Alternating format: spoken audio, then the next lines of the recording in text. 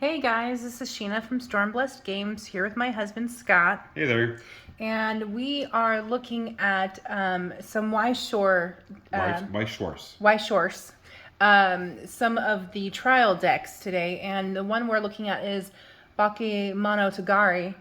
And we were just reading a little bit about it. And the main character survives a vampiric attack, and he is left with enhanced abilities and vision, and he uses those abilities to help other people who have supernatural maladies from the same attack.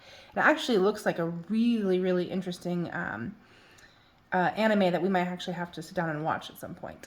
It does look really cool. But before we go on, talk about the mat. Oh, so this beautiful, wonderful mat was actually designed by Rachel Agner. And she, as you can see, she signed it.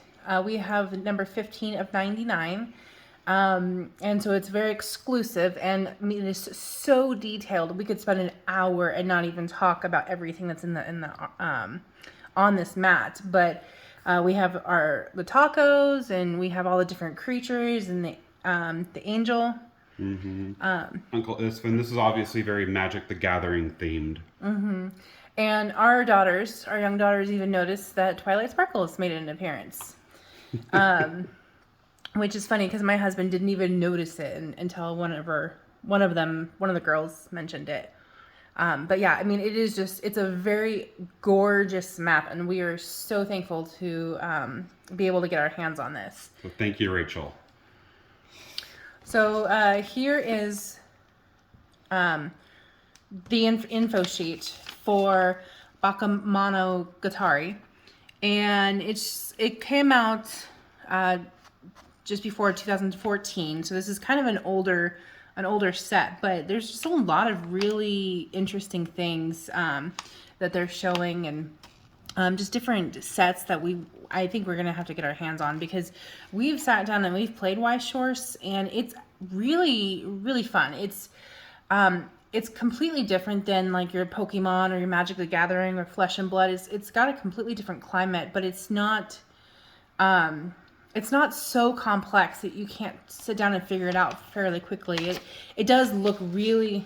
Is this the That's the playmat. So this is the playmat that they give you in each pack, and it does look really, really complicated. But once you sit down and you read all the rules, and you've got all the different phases that you go through, and it makes it super, super simple.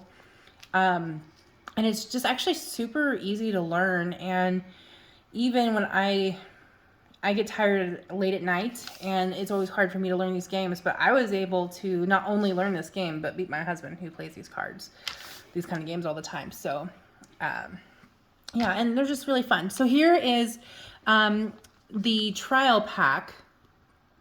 Trial deck. Trial deck, thank you. Zoom back in a little bit. Oh, wrong way. The trial deck that we've already opened. The packaging was a little rough, and so it kind of fell apart when we opened it. But so this is what it looks like. It's a standard size for a trial deck. 50 cards. And so you've got the level of the character here and the cost that it takes, and then here you have the trigger. That's the trigger icon. So when you pick it from your deck, it's part of a trigger check. That's one of the various effects. Mm-hmm. And you have just the different. Those are the abilities. So you have an auto and an action. Mm-hmm. And then you have the card name here in Japanese. In Japanese, and then here again in English. And then you have right down here. Sorry, my fingernails are orange. I was peeling oranges for my daughters earlier. The CH here stands for character, so you can tell it's a character card. This is actually the card number, and this TD here stands for Is the rarity. And it stands for trial deck. And then. And all trial deck cards are the TD rarity. And then what was these ones again? Those. That is the soul points. Yes. That's how you actually take damage in the game. Mm-hmm. And so all the different characters have different things, different Those are attributes. attributes. And this one is strange, and the other one is traits. stationary. Mm-hmm. We were playing with ones that were musical based before. Yeah, Idolmaster, Cinderella Girls. So let's take a look at these decks here. Oh, and this is also the amount of, is it hit points or health? Power. The power. The character's power when they battle each other. The character's power. So let's take a look at this. So we currently have a daughter of a proper family. Hitagi Senjogahara. Yes, he's going to do all the pronunciations, the difficult pronunciations. So, and then these ones here are Karen and Araragi and Tsukihi Araragi. You don't need to go through each one, maybe. So, Talk about the art. Yeah, I mean, the art is just so beautiful. I really, really love how like detailed it is. And it's just, I mean, obviously it's anime, so it's going to look different than Magic or, not Pokemon. That would be my watch. But I mean, just the people who created this, they just always do such a great, wonderful job. The girl who lost all weight. This is one of the main characters from what we've gathered from the story. This is Hitagi in the regular clothes, and it's got a little bit of flavor text here. Is that what they call it? Yeah. It's still called flavor text. Yeah, this would probably be a quote from the show, I would imagine. So it says, "No, I'm very sorry to tell you that if you wanted me to do those things forever, I don't think I'd be able to keep up with you." And Which I'm sure has some significance in the show. Yeah. For those of you who do know the significance, maybe you can let us know in the comments. Yeah, I just love anime. Let's see.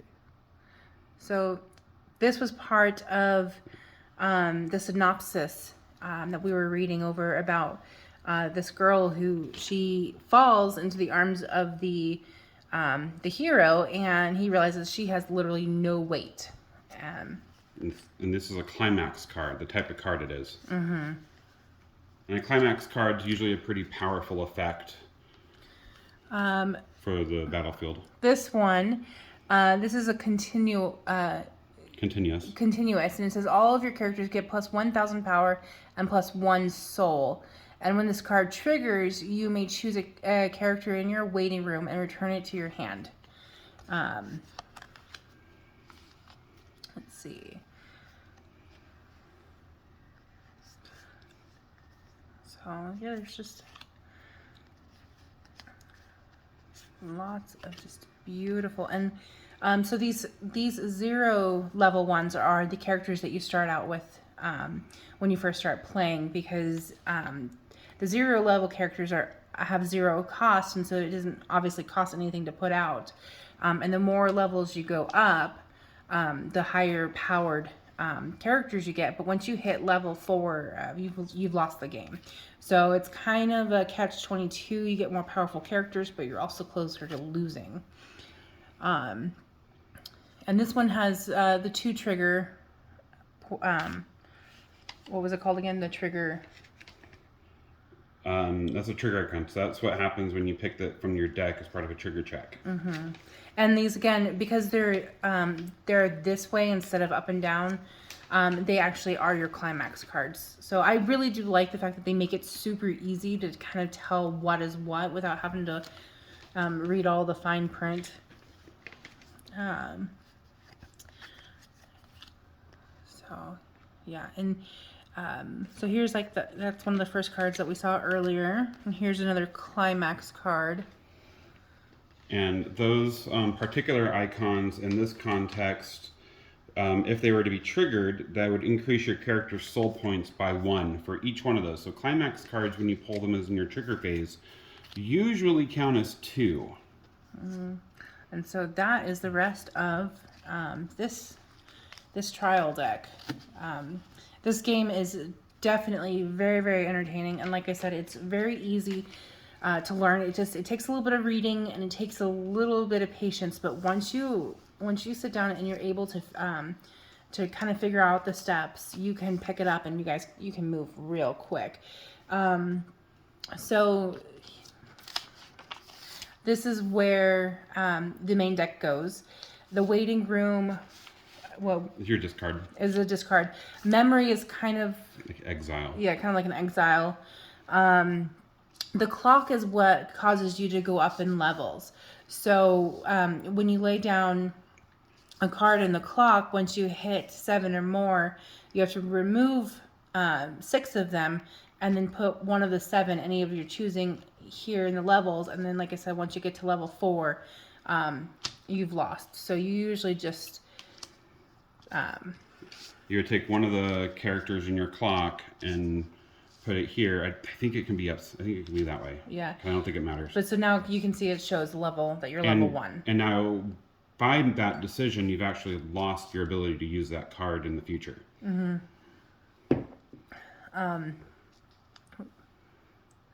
So, and this is backstage. So this is kind of like characters that, some of them have different abilities. Like it'll say continuous and give all of your characters, 1,000 points at all times. And it helps the center stage. The center stage characters are the only ones who can attack. And you basically have 2 playmats, and you're sitting across from each other when you play. And as you're playing, you can attack the person directly in front of you, or you can attack to the side. The frontal attack, you don't attack by doing battle, and then you don't. You don't earn soul points. I forgot. Or for the frontal attack? Yeah. Yeah, so your soul points are 0. So you don't get any additional, or you don't lose any. Yeah. And then if you do a direct attack, direct attack isn't to a character, but it's actually to the other player. So if you attack the other player and there's no other character there, then it's called a direct attack, and you do get an additional soul point, which does feed into the clock. Yeah, so damage is taken by adding to your clock. Mm-hmm. And so again, the more you add to your clock, the higher your level goes. So again, it's a catch-22, because as you're attacking your opponent, you're actually making them stronger. But you want to make them stronger. Stronger while making yourself stronger, and in doing so, hopefully beating them before they can, as always, beat you. And so yeah, there's a couple other different areas of the stock.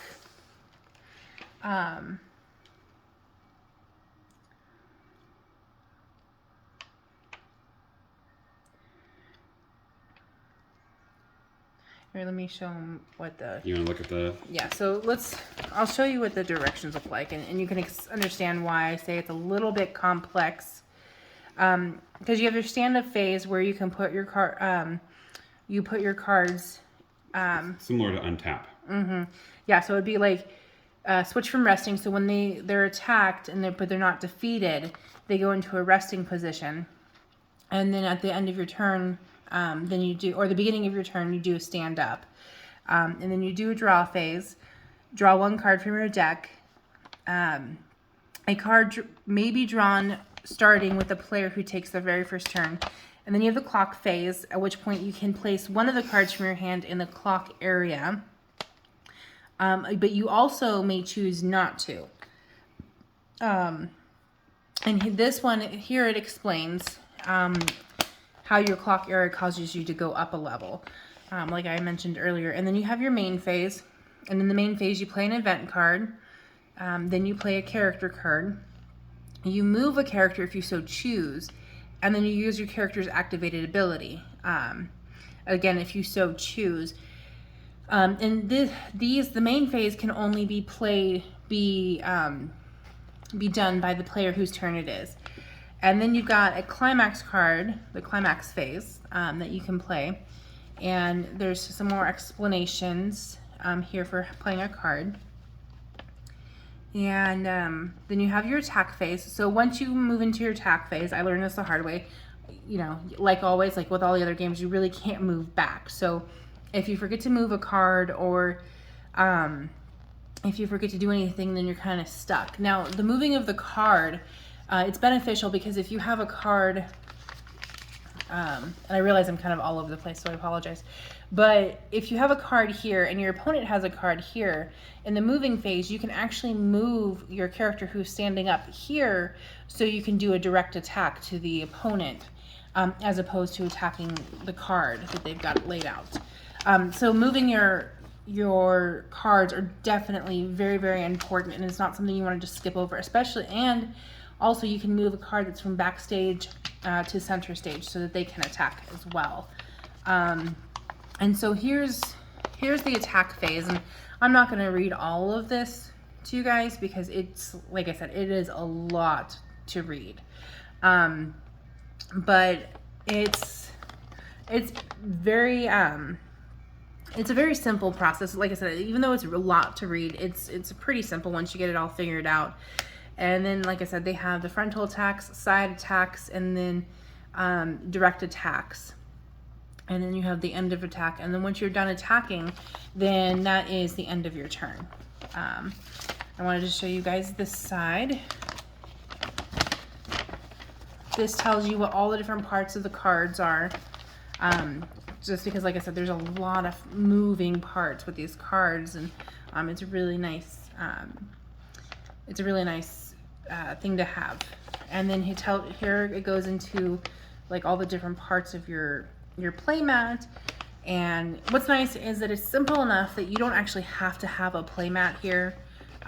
You could just kind of make one just by laying it all out appropriately.